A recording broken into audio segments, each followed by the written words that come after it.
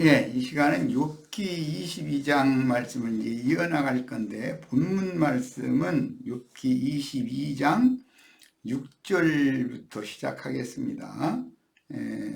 다 모두 군인의 성경을 펴서 욥기 22장 6절에서부터 말씀을 같이 상고하도록 합니다. 욥기 22장 6절부터 엘리바스가 이제 욥의 그 지근거리에서 욥의 일상 생활을 보고 판단하는 내용이죠. 자, 다 찾으셨어요? 이제 그러면 욥기 22장 6절부터 14절을 이 단락을 읽겠습니다. 이건 엘리바스가 욥의 평상시의 삶을 지켜보았던 그 엘리바스의 관점으로 하는 말이에요. 자네는 까닭없이 형제들에게서 담보물을 가져가고 헐벗은 이들의 옷을 벗겨내었네. 지친 이들에게 마실 물을 주지 않았고, 여기 지친 이들이라는 말은 욥이 부리던 그 하인들, 노예들이죠. 종들. 우리 이제 힘든 노역에 지쳤는데도 마실 물을 주지 않았다, 이제 그런 말이에요. 굶주린 이들에게 음식을 주지 않았네. 이건 모두 욥의 그 집안에서 부리던 종들을 뭐라고 하면 노인정하게 됐다, 그런 표현이죠. 힘 있는 사람에게 땅이 그의 것이었고 존귀한 사람이 거기에 거주하였네. 여기 힘 있는 사람에게 라는 말은 욥을 염두에 두는 말이에요. 욥이 남의 땅을 강탈한 거다, 이제 그런 표현이죠. 자네는 과부들을 빈손으로 돌려보내고 고아들의 팔을 으스러뜨렸네. 그러기에 자네 사방에 올무가 있는 것이고 갑작스런 공포가 자네를 괴롭히거나 어둠이 있어 자네가 볼 수 없는 것이며, 그랬는데 어둠이 있어 자네가 볼 수 없는 것이며 라는 말은 왜 이렇게 갑작스런 고난이 닥쳤는지 깨달음이 전혀 없는 상태다 라는 것을 비유적으로 하는 말이에요. 그 다음에 많은 물이 자네를 뒤덮는 것이라네, 그랬는데 이 혼탁한 하수의 물, 우물 섞인 창수의 물이 사람을 뒤덮었다라는 말은 그 사람의 정신을 산란하게 하고 어지러움의 영들이, 악의 영들이 정신을 산란하게 하고 어지럽힌다, 그 다음에 혼란하게 한다, 그런 뜻이에요. 하나님은 하늘의 높은 곳에 계시지 않는가? 가장 높은 별들을 보게 얼마나 높은지. 그런데 자네는 이렇게 말하는군. 하나님께서 무엇을 아신단 말인가? 짙은 어둠을 뚫고 심판하실 수 있단 말인가? 짙은 구름이 그분을 가려 보실 수 없으니 둥근 하늘들 위에 거니실 뿐. 지금 하나님은 하늘이 높은 곳에 계시지 않는가? 가장 높은 별들을 보게 얼마나 높은지. 그런데 자네는 이렇게 말하는군 이라는 것은 욥이 그만큼 교만해 있다라는 것을 지적하는 지적질의 말이죠. 하나님께서 무엇을 아신단 말인가? 욥이 그렇게 말한다는 거예요. 짙은 어둠을 뚫고 심판하실 수 있단 말인가? 짙은 구름이 그분을 가려 보실 수 없으니 둥근 하늘들 위에 거니실 뿐이라고 욥은 그렇게 본다는 거죠. 그런데 이제 이것은 욥을 가까이서 보아왔던 그 엘리바스가 욥의 그 삶에 대해서 판단하는 그런 관점을 말하는 것이고, 욥은 또 자신은 하나님 앞에서 의를 행했고 선을 행하는 사람으로 살아왔다라는 것을 이제 서로가 강변을 하기 때문에 이게 이제 평행선을 달리죠. 그런데 지난 시간에도 말씀을 드렸지만 사람은 남을 쉽게 판단하기는 참 잘해요. 그래서 남을 무슨 허물이나 흠결이나 이런 것을 지적질하는 것은 아주 익숙하죠. 그런데 그리고 이제 남의 어떤 선행이 있어도 또 의로운 행위가 있어도 그것을 좋게 보지 않는 그런 경향이 타락한 사람에게는 다 있어요. 이런 것들에 대해서 이제 깊은 이해가 필요합니다.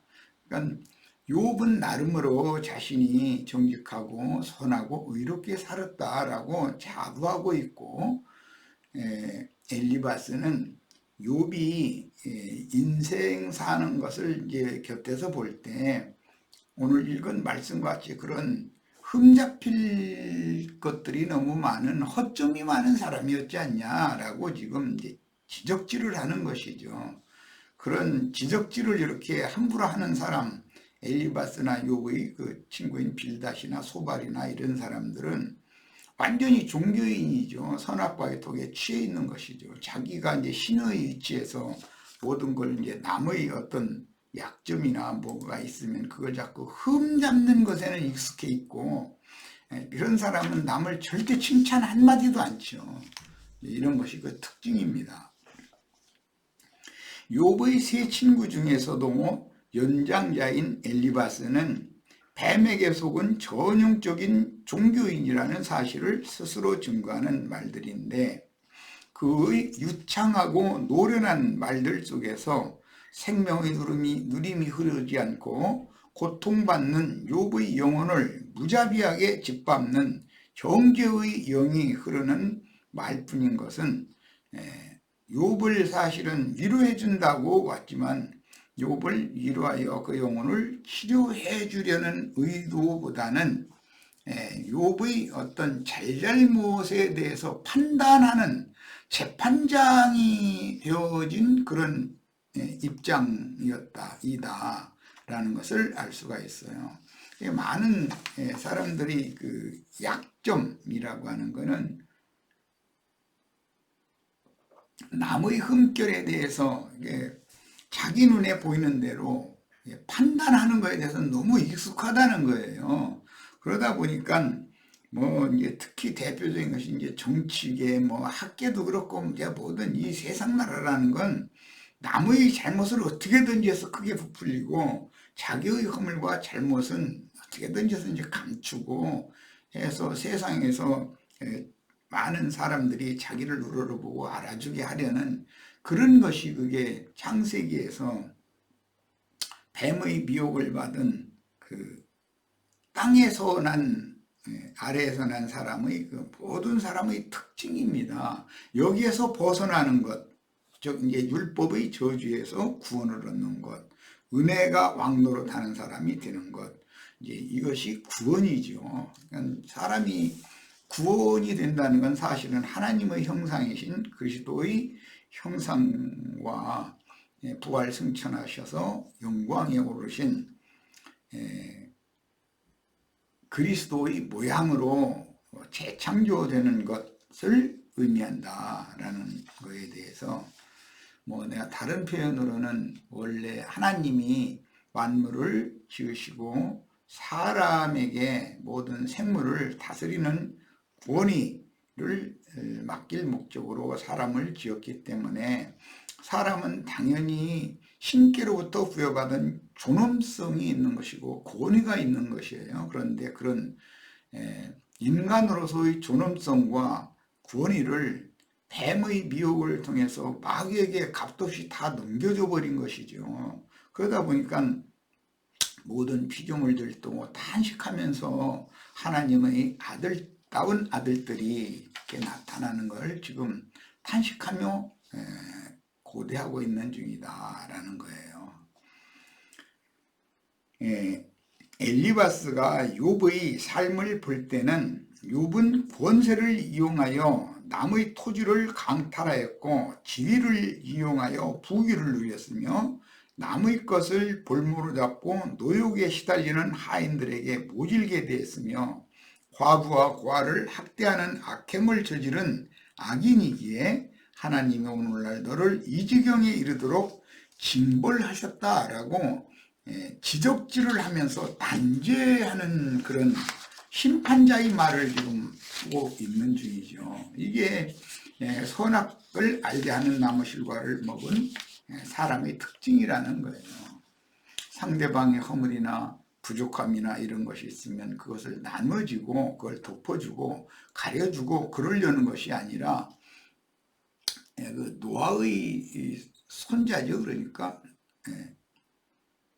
그 가나안이 그 아비 함에게 그 조부가 포도주에 취하여 벌거벗고 잠든 것을 가서 고했다고 그랬는데 고자질했다는 거죠. 그러니까 이제 함이 달려와서 이제 같이 봤겠죠. 그 아들이 말하는 대로 덮어주려고 그러지 않고 아비가 이렇게 벌거벗은 모습을 보이니까 그걸 들에서 일하고 있는 셈과 야벳에게 형제들에게 가서 다 또 고했다는 거예요. 이건 굉장히 중요한 말입니다. 하나님은 범죄한 아담 부부가 자신들의 벌거벗은 상태를 보았기 때문에 그쪽으로 눈이 열린 거죠. 그 뱀의 말에 속아서 선악을 알게 하는 나무실과를 먹기 전에는 그때도 벌거벗었지만 그것이 큰 문제가 되지 않았었어요. 그런데 선악을 알게 하는 나무실과를 먹은 이후에 자신들의 벌거벗은 모습을 볼 때 부끄러움과 수치를 느꼈기 때문에 동산의 나무들 중에 주된 나무인 그 무화과 나무 이파리로 치마를 해서 하체를 가리고 동산의 그 나무들, 무화과 나무들 사이에 숨었다는 거예요. 이건 상징이죠. 율법 종교인들은 자신들의 벗은 것은 자신들의 손으로 이제 무화과 나무 이파리를 따서 이제 하체를 가리는 거예요. 그것은 모세의 율법 종교 행위로 자신들의 모든 잘못을 가리고, 그런데 하나님의 음성 듣는 것이 두려워요. 그들은. 그래서 동산의 나무들 사이에 숨었다 그랬는데 예수님이 오셔서 입만무성한 무화과가 심어진 그 산을 저주를 했더니 그 산에 심겨져 있던 무화과 나무가 뿌리로부터 다 말라서 죽었다 그랬어요. 그리고 이제 그것은 심판의 영이 임한 산이고 저주의 산이기 때문에 불탄 산이 되어지고 그 불탄 산을 바다에 들어서 이제 던지러 이제 주님이 다시 오신다는 거예요. 그것은 이제 경륜적으로 심판주로 오시는 이제 주님에 대한 예언이었었던 것이죠. 그런데 계시록에 보면 힘센 천사가 산을 들어서 바다에 이제 던지는 얘기가 나오고 바다에 불이 붙는 이야기가 나와요. 그러니까 이런 성경의 그 흐름에 대해서 이해가 있으셔야 되겠어요. 바다는 결국은 다시 없을 것이고 그 바다는 불못이 되는 것이기 때문에 세상이라고 하는 것은 영원한 심판의 처소 마귀의 왕국이 된다. 여기에서 불러내고 빼내셔서 하나님의 왕국의 그 모든 권위와 능력이 발언하는 중심 도성인 위에 있는 한 성, 거룩한 성, 새 예루살렘에 들어가는 권세를 얻는 것이 구원이다라는 것에 대해서 명확하게 이해가 있기를 바랍니다.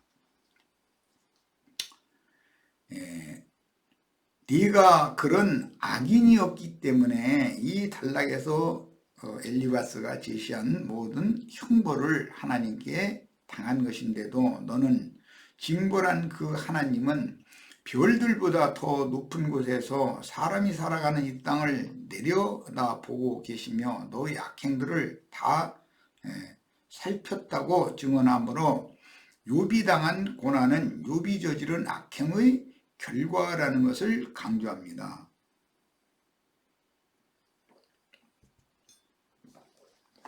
종교인들의 특징은 이렇게 구만리장천 멀고 먼 곳에 계신 하나님 앞에 엎드리고 무릎을 꿇고 뭘 갖다 막 그 하나님의 그 노를 달래드리기 위해서 뭐 제사를 해야 되고 뭐 기도를 해야 되고 즉 분양을 해야 되고 늘 이런 것을 가르치는 거예요. 그게 종교의 특성이거든요.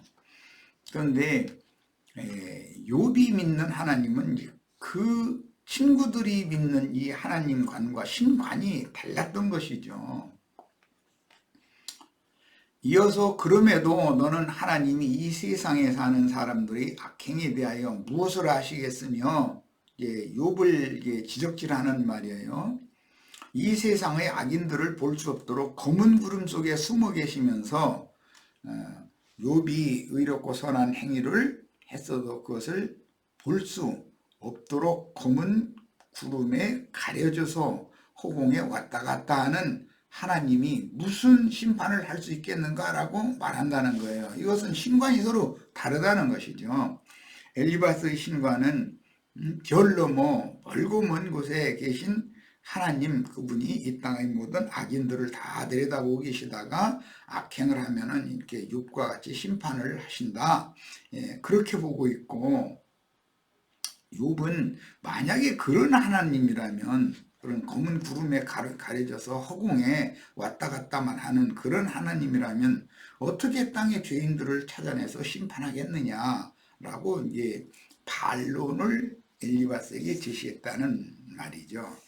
자, 이런 정죄는 앞에서 친구들의 정죄에 대하여 자신을 변호하며 하나님께 자신의 억울한 사정을 호소하면서 지나친 말로 욥이 이제 항변을 했기 때문인데, 엘리바스는 하나님께 항변한 욥의 말을 하나님을 무시하는 말로 듣고 이렇게 판단을 하고 있는 거예요. 그러나 욥은 내가 이 육신을 입고 있는 티끌 인생으로 이제 보냄을 받은 동안에 많은 고난을 당할지라도 나의 속사람이라고 표현은 하지 않았지만 나는 이 티끌 몸인 육의 몸 밖에서 내가 섬기는 하나님을 만나는 날을 고대한다.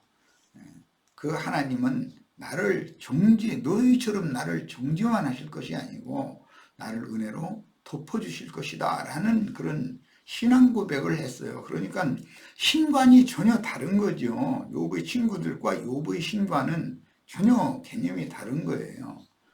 신앙이 다른 거죠, 지금.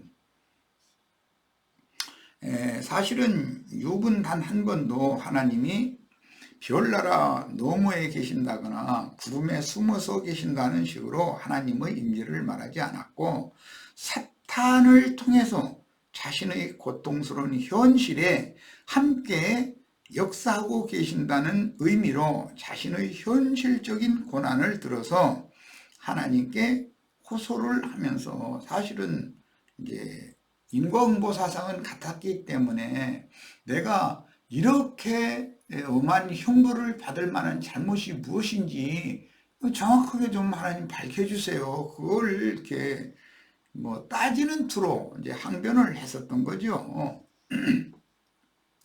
그리고 자신에게 계시된 하나님의 계시를 따라서 구속자가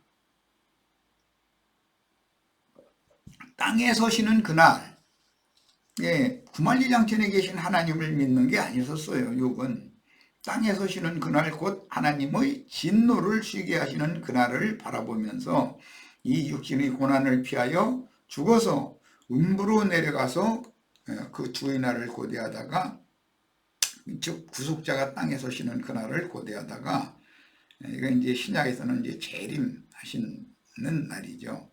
그날에는 주 앞에 서서 그 얼굴을 마주대하여 볼 것이다 라는 간절한 소망의 그 신앙을 앞에서 강력하게 증언을 했습니다. 그러니까 욥은 명확하지는 않지만 바른 신앙관을 가지고 있었고, 욥의 친구들은 완전한 종교인이었다라는 것을 알 수가 있는 거예요. 신관이 다르면 다 다른 거예요, 신앙에 있어서는. 기본적으로 삼위일체 신관을 가지고 있으면은 유일신 신관을 가지고 있는 우리의 신앙과는 기독교인의 신앙이라는 것이 시작이 다르기 때문에 다 다른 거예요. 사실은 이런 것을 잘 이해를 꼭 하시기를 바랍니다. 기본적으로 엘리바스가 욥을 정죄하려고 하나님과 사람 사이를 이렇게 멀리 분리하는 사상은 현란한 말로 진실을 왜곡시키려고 빼거나 더하면서 혼잡한 말로 사람들을 유혹하는 종교 지도자들의 특징입니다. 이런 사람들은 그 말솜씨가 너무 현란하죠. 말재주꾼들이죠. 멀리 떨어져서 감히 그 앞에 나갈 수 없는 높고 높은 위치를 허공에 떠있는 별나라보다 더 높은 어떤 장소에 계시면서 멀고 먼 지구에 살아가는 인간들의 행위를 낱낱이 살펴보다가 악인들을 찾아서 발견하면 어둠과 혼탁한 물이 그 사람을 두르게 하여 하나님이 징벌을 보내셔도 왜 이런 일이 왔는지도 도무지 알 수 없는 그런 혼돈, 또 어둠이 가득한 그런 중에 떨어지게 하는 그런 하나님이라고 엘리바스는 욥에게 지금 훈계 쪽의 그 지적질을 하는 중이죠. 그런데 이런 사람 치고 남이 자신을 지적질하면은 견디들 못하죠. 아주 지적질을 이렇게 잠잠히 받아들이고 그런다고 해서 상대방의 어떤 허점이 있으면 그걸 덮어주고 그걸 본인이 좀 짐을 대신 나눠지고 그러려는 마음이 전혀 없이 계속해서 까발리고 지적질만 하고 이런 것이 아주 습관화된 사람, 이 사람은 이미 그 지옥에 있는 사람이죠. 저주가 그를 두르고 있는 사람이잖아요. 욥기 이제 21장 10절로 11절 갑니다. 그러기에 자네 사방에 올무가 있는 것이고 갑작스런 공포가 자네를 괴롭히거나 어둠이 있어 자네가 볼 수 없는 것이며 많은 물이 자네를 뒤덮는 것이라네. 여기 많은 물이라는 것은 계시록 17장 15절에 열국과 백성과 방언 들이다라고 음녀가 이 많은 물에 앉아 있다는 거잖아요. 그 심판의 물은 노아의 때 이제 홍수물이었죠. 그런데 이것은 혼탁한 영을 사람을 막지 못하게 하는 정신을 어지럽히는 그런 세상의 영들로서 생각이 막지 못하고 어지러우면은 그 사람의 그 생각이 이미 그러면 그 말과 그 행동하는 짓이 당연히 어지러운 행동을 하는 거죠. 이제 이게 어지러움의 정도가 너무 심히 나타난 사람 이제 귀신 들려서 괜히 희죽희죽 웃고 다니서 자꾸 뭐라고 시우리고 다니고 뭐 그런 상태로도 나타날 수가 있죠. 그런 사람들이 생각이 너무 많은 사람들이거든요. 그러다 보니까 그런 여러 가지의 생각에 이제 사념에 사로잡히다 보면 사람이 막지가 못하고 박지 못한 것이죠. 그런 사람은. 그러니까 판단, 분별이 정확하지 않죠. 그런데 그런 사람 치고 자기가 지금 보고 듣고 막 이렇게 뭐 하는 그것이 뭐 최상이고 최고라고 이렇게 여기는 것이 귀신 들린 사람들의 특징이에요.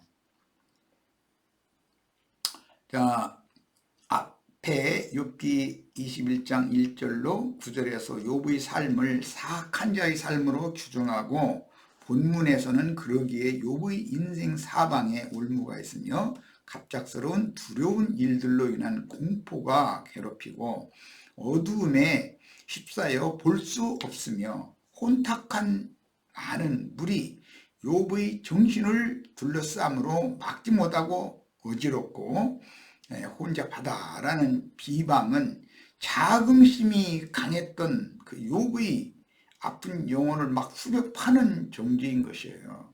그러니까 그 자존감이 강한 사람일수록 이렇게 지적질을 당하면 참 굉장히 아프죠. 고통스럽고. 그런데 남을 지적질을 습관적으로 잘하는 사람은 자기를 누가 지적질을 하면은 견뎌나들 못하는 거예요. 다 막 뒤집어지죠. 사람은 아직 구원이 너무 먼 거예요. 욥기 22장 15절로 17절. 악한 사람들이 밟고 간 그 옛길을 자네도 가려는가. 지금부터 이제 훈계 쪽의 설교를 하는 거예요. 그들은 자기들의 때가 이르기도 전에 잡아채이고 그들의 기초가 시냇물처럼 쓸려가 버리자 하나님께 이렇게 말하였다네. 우리에게서 떠나가십시오. 전능하신 분이라고 한들 우리를 위해서 무엇을 이룰 수 있단 말입니까? 이것은 이제 예로 들어가면서 심판받은 옛사람들이 이렇게 살다가 여기 이제 잡아채였다라는 말을 하나님이 그 죄를 참다 이제 갑작스럽게 데려가셨다, 이제 그 말인데, 이런 말씀이 이제 이런 용어가 신약에서는 기독교인들이 휴거라고 이렇게 오해를 하고 있는데, 낚아챈다 이 말이에요. 잡아채간다.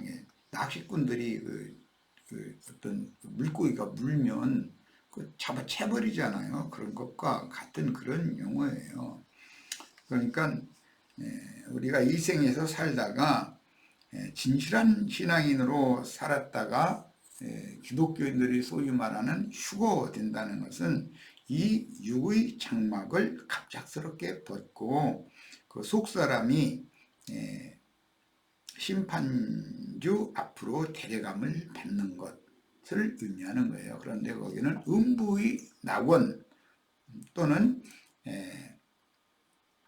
주님이 이제 땅에 서실 때라고 욥기에서는 그렇게 말했는데, 흔히 말하는 땅과 바다를 심판하러 오시는 그 심판주가 오시는 그때라면, 즉 부활의 때라면 짐승의 때가 되는 것이고, 증인들이 활동하는 때가 이제 겹쳐지기 때문에 그때 증인들의 말을 듣는 사람은 올리온 알곡으로 거룩한 성 새 예루살렘에 들어가는데, 살아서 그날을 맞은 자들은 사후세계의 음부의 낙원에서 주의 품에서 쉬다가 이 날을 기다리던 사람 중에 가장 좋은 첫째 부활에 참여하게 되면 그들이 먼저 위에 계신 하나님의 영광의 성으로 데려감을 받고, 이어서 살아서 그날을 맞은 자들 중에 짐승의 이름이나 그 이름의 표시를 이마에나 손에 받지 않고 오직 하나님의 의와 하나님의 선을 따라서 순수하게 진실하게 진솔한 신앙생활을 충실하게 해서 영과 혼과 몸이 온전한 구원을 이루는 사람들은 이 질그릇 티끌 몸을 벗고 위로부터 온 처소로 속사람이 영의 몸으로 빛의 옷으로 덧입혀진 그 사람이 영광 중에 나타나서 영광의 성에 데려감을 받는 거예요. 자, 이 단락의 문장에서 엘리바스가 욥에게 너는 아직도 옛 길을 가려느냐 라고 책망조의 훈계, 이건 이제 종교 지도자들의 설교죠. 이제 이 습관에서 벗어나지 못한 사람들은 누구를 만나도 자꾸 그 말투 자체가 자꾸 위에서 아랫사람을 이렇게 훈계하고 가르치는 이런 말투로 자꾸 말투를 들어보면 알 수가 있어요. 그 사람이 아직 여기에서 벗어나지 못한 사람이구나. 그런데 그렇게 하면은 많은 사람이 은혜를 입을 것 같지만 그렇지 않다는 거예요. 주의 성령으로 영이 거듭난 사람들은 저 사람이 자신의 그 허점과 약점을 뉘우치고 회개하면서 내가 이런 거에 대해서 주님께서 이렇게 깨닫게 해주셨다. 그래가면서 다른 지체들도 이런 문제에 있어서는 이렇게 같이 깨달아가면서 우리가 모두 온전케 되는 걸 추구하자. 이렇게 말을 하는 그 말투와 그냥 무슨 교습하는 학원의 교사가 공부로운 학생들 이렇게 훈계 교육하는 그런 방식으로 이렇게, 이건 교회 안에서는 영이기 때문에 다 판단하는 거예요. 이제 그런 것을 우리는 잘 배우셔야 돼요. 이제 스피치 훈련, 말하는 훈련이라는 건 굉장히 중요한 겁니다. 그들은 자기들의 때가 이르기도 전에 자바체이고, 이 자바체이고라는 건 이제 기독교계의 휴거 사상에 오해한 거죠. 영문에 그 스네치드업이라고 그랬는데 이게 낚아챈다 이 말이에요. 이것은 갑작스럽게 죽음의 날을 맞는 것을 염두에 두고 질그릇을 벗기고 속그릇을 데려가는 것을 염두에 두시는 그런 표현이에요. 그들의 기초가 시냇물처럼 쓸려가 버리자 하나님께 이렇게 말하였다네. 참말 너무 잘해 보면. 그들의 기초라는 건 인생의 삶의 기초를 말하는 건데, 우리 그 삶의 그 터는 그리스도여야 되는 것이지 마귀가 되면 안 되죠. 세상이 되면 안 되죠. 세상에서 구속하신 구속자가 우리 속사람의 발을 딛는 기초, 터가 되어야 되는 것이죠. 그리스도의 구속이 우리의 기초예요. 세상 사람들의 기초는 세상 신 마귀인 것이죠. 마귀 위에 그 마귀의 영으로 자기 자신을 자꾸 세우는 거예요. 이제 세상에서 출세해서 이제 자칭 큰 자가 되는 것. 그런데 우리는 그걸 추구하는 게 아니라 세상에서는 미말에 처해지지만 구속을 이루신 그리스도의 터 위에 각자 자기가 세움을 받는 거예요. 그리스도의 생명으로. 이것이 똑같은 건축인데도 다르다. 짐승의 몸을 세울 것이냐, 그리스도의 몸을 세울 것이냐. 이게 완전히 상반된다라는 걸 꼭 이해가 필요합니다. 자, 그들의 기초가 시냇물처럼 쓸려가 버리자 그랬는데, 이 말은 욥을 염두에 두어는 말이니까 욥이 삶의 터전, 살아야 하는 의미와 가치, 이런 것들이 시냇물처럼 휩쓸려 내려간 상태란 말이에요. 지금 그것이 욥의 모든 재산 나라가 자식들 다 주고 아내마저도 당신이 그렇게 하나님 믿는다고 그렇게 열정을 내더니 오늘날 이렇게 하는 하나님이라면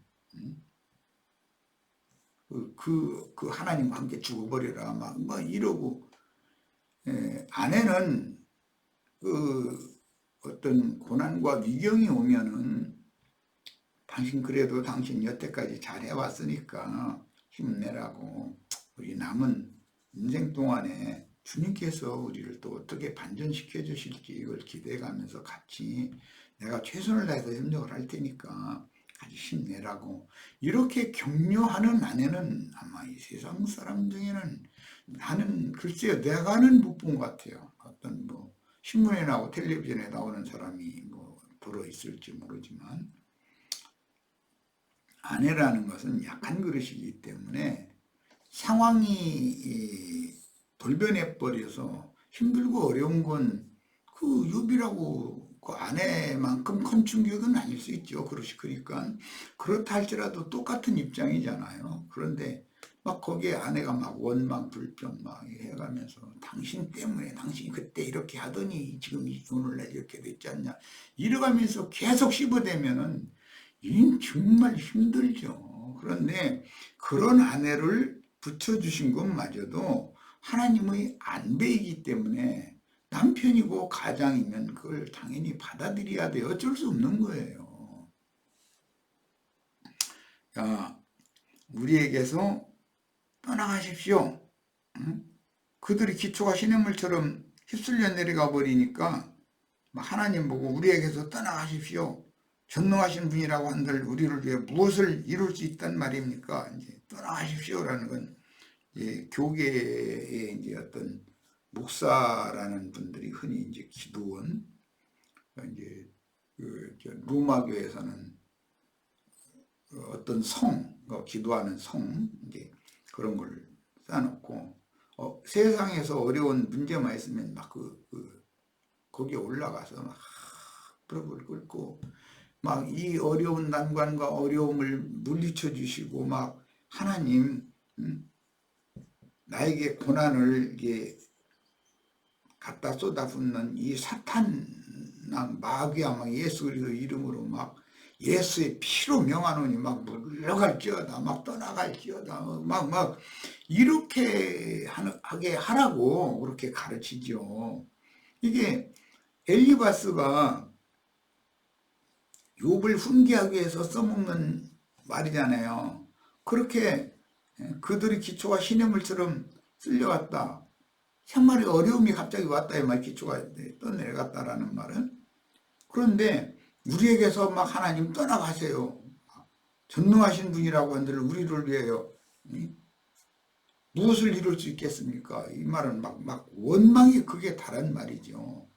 이렇게 하는 것이 이게 기독교인들의 특징이에요. 우리는 이것을 반대로 생각하시면 됩니다. 그러니까. 자, 이 단락의 문장에서 엘리바스가 욥에게 너는 아직도 옛길을 가려느냐라고 책망하는 것은 욥이 자기의 말을 듣고 그 말을 엘리바스의 그 훈계의 말을 인정하여 자기가 증거하는 그 하나님께로 엘리바스의 하나님께로 지금이라도 돌이켜야 하지 않겠느냐. 엘리바스의 하나님은 별들 너머에 멀리 계셔서 땅에 있는 어떤 인간들의 잘잘못을 낱낱이 살펴보고 있다가 이 잘못해 그러면 이놈 안 되겠구만 하고서 욥처럼 이렇게 벌을 내리는 그 하나님을 엘리바스는 이제 아주 굳게 붙잡고 있어요. 그런데 그 하나님에게로 넌 돌이켜라 이거예요. 이게 욥과 엘리바스, 빌닷, 수발 욥의 친구들과 신앙관이 자체가 신관이 다른 거예요. 기본적으로. 그러니까 이 변론이 쉽게 끝날 문제가 아니라는 걸 알 수가 있는 거죠. 내 악행으로 인하여 별나라 너머에서 너희 모든 악행들을 살펴보시다가 네 악행을 징벌하신 하나님을 등지고 살던 옛날 사람들처럼 너도 이 지경에 이르렀는데 끝내 돌이키지 않고 여전히 옛사람들과 같이 너의 지난날과 같이 죄악이 많은 인생을 계속 살아가려느냐. 나의 하나님에게로 네 하나님 버리고 나의 하나님에게로 돌아가라. 지금 그런 훈계를 하고 있는 말이에요.